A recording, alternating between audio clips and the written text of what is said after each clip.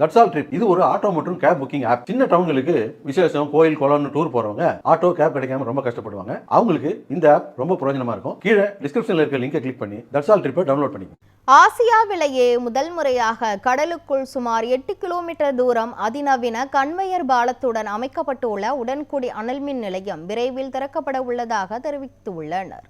தூத்துக்குடி மாவட்டம் கல்லாமொழி பகுதியில் அமைக்கப்பட்டுள்ள உடன்குடி அனல்மின் நிலைய பணிகள் முழுமையாக நிறைவடைந்து உள்ளது. சுமார் 13,077 கோடி ரூபாய் மதிப்பில் 480 ஹெக்டேர் அளவில் அமைக்கப்பட்டு உள்ளது. இந்த திட்டத்தில் தலா 660 மெகாவாட் திறன் கொண்ட 2 அலகுகள் மூலம் மொத்தம் 1320 மெகாவாட் மின்சாரம் உற்பத்தி செய்ய ஏற்பாடு செய்யப்பட்டுள்ளதாக அதிகாரிகள் தெரிவித்துள்ளனர்.